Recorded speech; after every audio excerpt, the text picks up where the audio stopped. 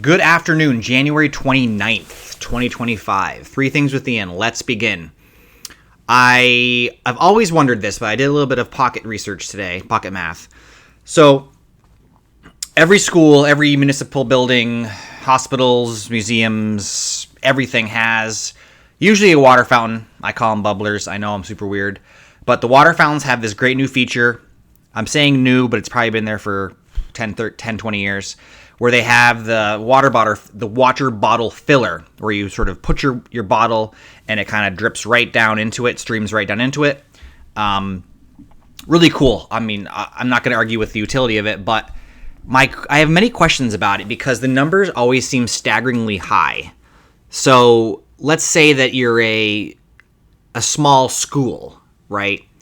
It might say you have saved 13,000 plastic water bottles, which is fantastic, right? 13,000.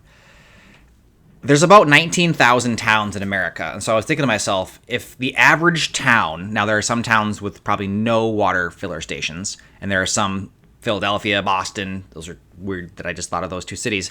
They probably have hundreds, if not multiple hundreds of these things. So I did some calculation. I think I did 13,000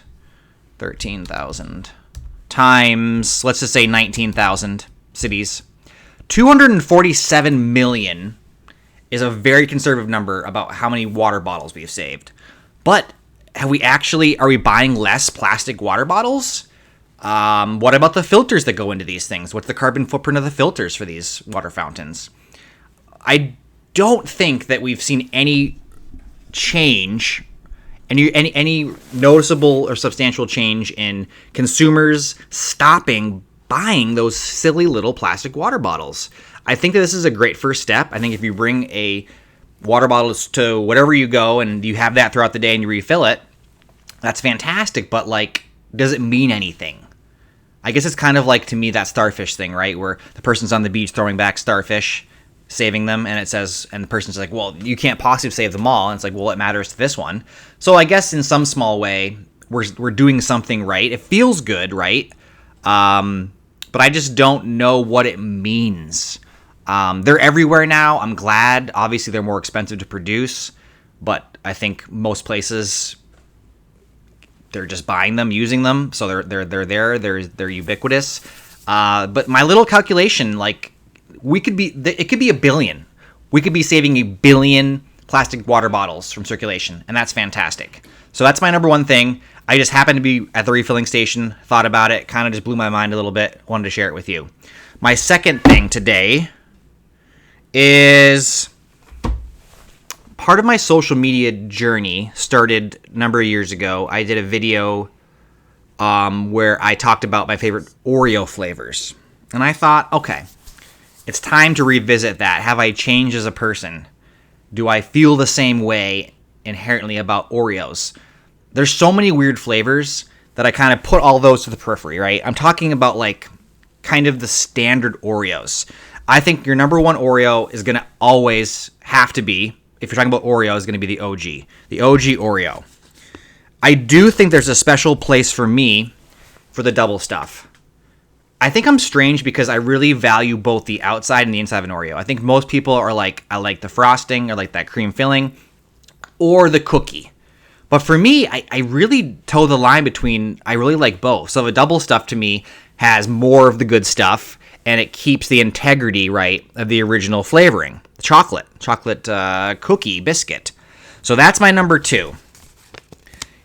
Contradictory statement here. I have 3 and 4 completely opposite. 3, I have the dark chocolate, and 4, I have the golden Oreo, which at the surface you may be like, this guy's crazy. He likes either the vanilla flavors or the chocolatey flavors, but I think both do an excellent job. The dark chocolate has that richness. The actual filling has changed too. It's a dark chocolate filling.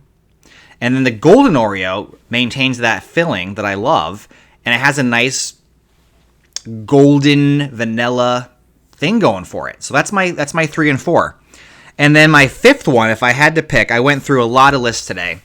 It goes back to the Thin Mint cookie for Girl Scouts. The mint Oreo, chocolate and mint just go together well. It's kind of a no-brainer, I think. So those are my top 5 Oreos. Yes, there's birthday cake. Yes, there's churro. Yes, there's Sour Patch Kids. They're probably all kind of good in their own way, but I can't for the life of me include something as crazy as like triple truffle Oreo on that pantheon, right? On that Mount Rushmore. So those are my top 5.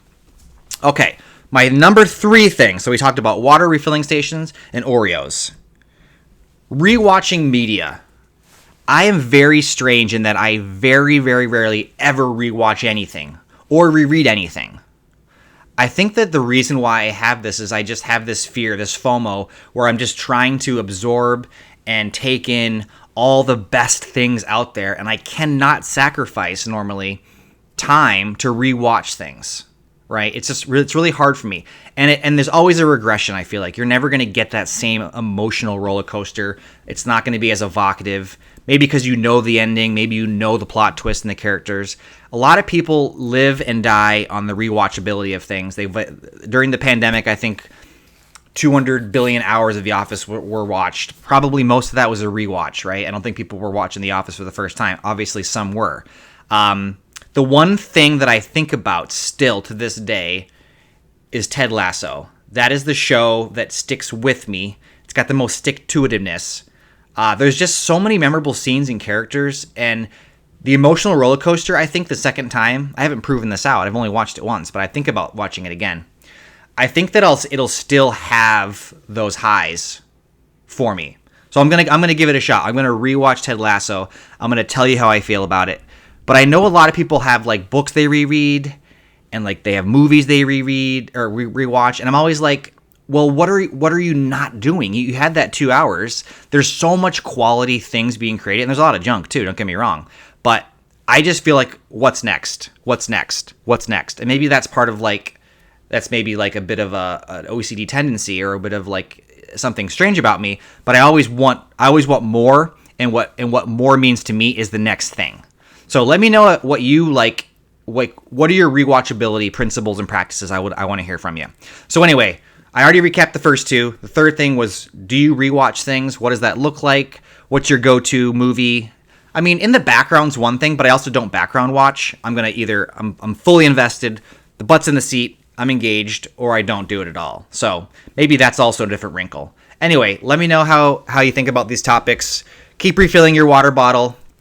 Keep saving the environment. Keep putting those starfish back in the ocean. I will talk to you tomorrow. Bye.